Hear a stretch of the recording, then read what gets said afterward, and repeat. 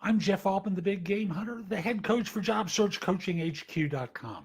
That's a site with curated information you can watch, listen to, or read that's going to help you find work more quickly. Now, I haven't done one of the tough interview questions in a couple of weeks now, and this one is geared towards senior professionals. What would you do to boost staff morale? Fascinating question, because they're obviously signaling to you that they're having a problem with staff morale. So I think the honest answer, and this is the way you would start off by saying it, I don't know the team. So it's hard to know what's actually going to work for them. And as a result, I can give you some examples from the past, but you have to be flexible with these kind of things in order to know what's going to work and what isn't going to work with a particular organization and particular cultural issues. So that's the launch point to the question. And then from there, you start to throw out a couple of examples.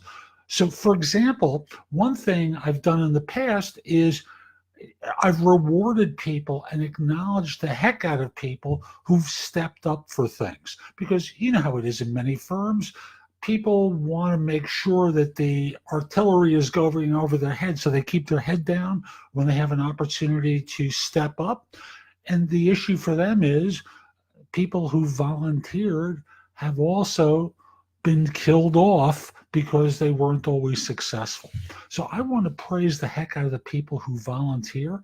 And if they're not successful, I don't want to punish them. I want to teach, turn it into a learning moment for them so that they don't feel rebuked or punished. I want to make sure that they're supported.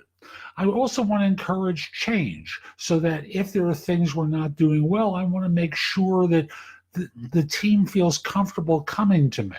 I also want to make the place have a little bit more fun, because what starts to happen in many organizations is, there's a certain drudgery that starts to occur, and people start to feel as though it's humdrum.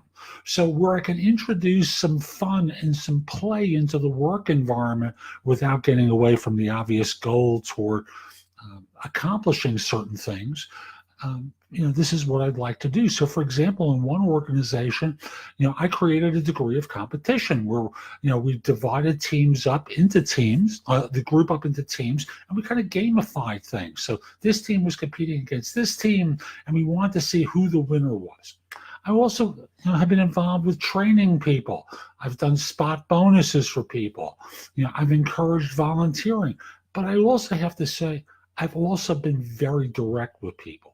So when they screw up, other than in the volunteering situations, when they make mistakes that I know they could do better, I bring it to their attention, not publicly, but I sit down and talk with them about what their thought process was like and how they came to the miss, and treat it as a training moment.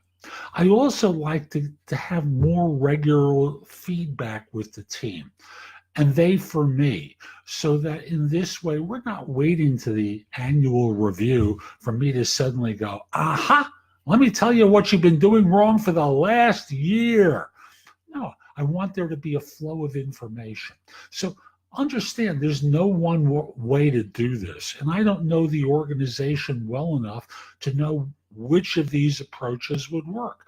I just know that they've worked in the past, and I might try some of these depending upon what I see and sense and the kind of feedback I get from the teams in order to move things forward. So again, the idea is don't blow smoke up people's butts. You don't really know. You don't know the people because you've been on good behavior during your interviews.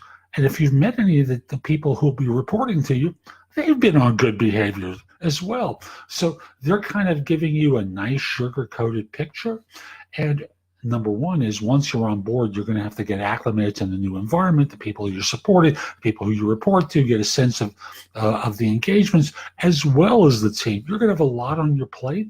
So you talk in terms of going slow so that in this way, everyone has a chance to adjust to one another, meet in the new environment, them to me, vice versa, and then you move forward. So, it's a textured answer.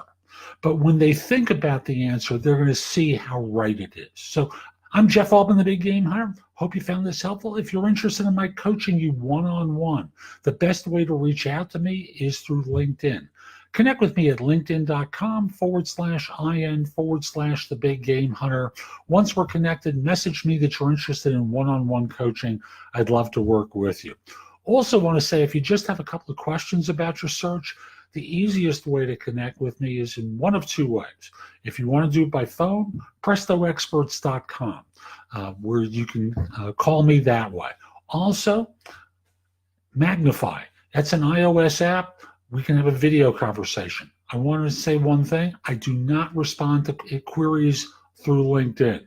To me, asking me questions in that way, I have to get compensated for what I do and for all the experience I have.